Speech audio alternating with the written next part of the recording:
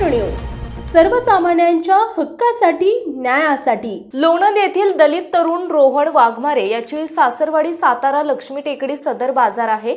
22 February रोजी नवरा बायकोचा वादविवाद झाला होता आणि बायको माहेरी गेली आणि तिच्या भावासह चौघा जणांनी 25 तारखेला रात्री 8:30च्या सुमारास घरात घुसून अमानुष मारहाण करत सातारा दिशेने नेऊन अपहरण करण्यात आले। औषध उपचार सुरू आहेत। आरोपींना अद्याप अटक करण्यात आले नाही। लोणंद पोलिसांनी त्यांना तडीपार करावे अशी मागणी रोहन यांनी केली आहे। गावची यात्रा असल्यामुळे आमच्याकडे सवासणीचा कार्यक्रम होता। जावाई मुली वगैरे आलेल्या होत्या आणि आम्ही जेवण करायला बसणार तो सदरचं गुंड आणि त्यांचे काही गुंड महिला या टप्प्याटप्प्याने चौकातून उभ्या राहिल्या होत्या आणि माझ्या मुलाला अमानुष मारहाण शिरगाव घाटामध्ये झाली गेली। तर मी सांगू इच्छितो प्रशासन, पोलीस प्रशासनाला की आरोपी अटक नाहीत। त्याचबरोबर त्याच्यामध्ये फलटणचे ॲडव्होकेट भोसले हे सातत्याने दुसऱ्या गुन्ह्यामध्ये सुद्धा त्यांचे मोबाईल लोकेशन पोलीस प्रशासनाने चेक करावं आणि त्याचबरोबर त्यांची नार्को टेस्ट करावी की आम्ही मागासवर्गीय माणसं, मागासवर्गीय पत्रकार असं असताना फलटणची ॲडव्होकेट भोसले सातारच्या कसबे कुटुंबामध्ये सातत्याने दोन्ही गुन्ह्यामध्ये ते आलेले आहेत। त्यांचे संबंध काय हे प्रशासनाने जाणून घ्यावं आणि माझ्या मुलाचा उद्या घातपात झाला असता, खून झाला असता, माझा एकुलता एक मुलगा होता, त्याला गुराढोरासारखं रेल्वे स्टेशनच्या वसाहतीच्या समोरून रात्री 8:30च्या सुमारामध्ये चौकातून धिंड काढून त्याची किडनॅपिंग अपहरण केलं जातं। तर हे पोलीस प्रशासनासमोर एक आव्हान आहे की हे काय बिहार आहे का? इथं लोकांना संरक्षण मिळेल का? इथं पोलीस कशासाठी असतात? पोलीस स्टेशनचा दबदबा का नसावा? मी या घटनेची, अपहरणाची सातारा जिल्हा नियंत्रण कक्षाला माहिती कळवली। मी 100 नंबरला फोन करून कळवलं माझी माहिती इतबोत।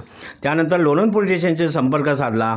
लोणंद पोलीस स्टेशनच्या PI भोसले साहेबांनी मला सहकार्य केलं त्याबद्दल दोमत नाही आहे।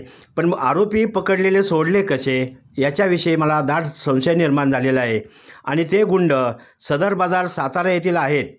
त्यांची गुन्हेगारी पाळेमुळे सर्व प्रशासनाने जाणून घेऊन मोका टाळा आणि तडीपार करण्यासाठी मी माझ्या भागातील काही विविध संघटनेशी मी साकडं घालून त्यांना तडीपार टाळा मोका लागेपर्यंत मी संघर्ष करणार असून मला आगामी काळामध्ये सदरची लोक माथे फिरू, समाजकंटक आणि कायदा न जुमानणारी लोक आहेत अशांना जामीन कोर्टाने देऊ नये ही माझी नम्र विनंती।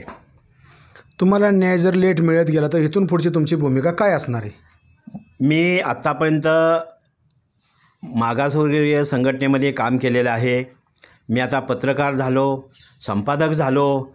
मी एवढं सांगू इच्छितो जे माझ्याकडं शक्ती कायद्याला धरून मी चालणार आहे आणि प्रत्येक घटनेमध्ये मी संघर्ष करून न्याय मिळवून घेणार आहे आणि आमच्या कुटुंबाला त्या सदर बाजाराच्या कसबे कुटुंबाच्या परिवाराकडून आगामी काळात अशी दुर्घटना घडू नये आणि दुर्घटना घडल्यास सर्वस्वी ते जबाबदार राहतील। मला जिल्ह्यामध्ये कुठेही बातमी संकलन करण्यासाठी फिरावं लागतं। ते लोक किडनॅप करण्याचं, अपहरण करण्याची त्यांची वृत्ती असल्यामुळं उद्या माझाही काय जीवाला घातपात त्यांच्यापासून संभवतो आणि त्याच्यामध्ये जे ॲडव्होकेट जे भोसले आहेत, भोसल्यांचं नातं नेमकी काय आहे? भोसले प्रत्येक घटनेत काय येतात? हे पोलिसांनी वाढीव गुन्ह्यामध्ये 3 लोकांना वाढवून 11 लोकांच्यावर गुन्हा दाखल करून त्यांना जामीन मिळू नये यासाठी पोलिसांनी सहकार्य करावं ही विनंती। धन्यवाद। ज्यांच्यावरती प्रकार घडला त्यांची स्वतः आई इथं समोर होत्या, मग काय सांगाल तुम्ही? कसा प्रकार घडला? कसं झालं? काय झालं? तुम्ही मारहाण इथून किडनॅप करून मारहाण घाटात केलेली हे दृश्य आपण पाहतात। डोकं दाखवा, पाय दाखवा।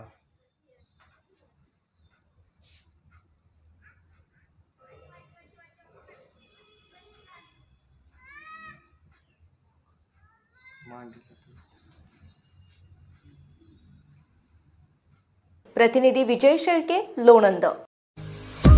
आपल्या परिसरातील बातम्या पाहण्यासाठी आजच आमच्या सत्यशोधक महाराष्ट्र न्यूज चॅनलला यूट्यूबवर सबस्क्राईब करा आणि बेल आयकॉन प्रेस करा।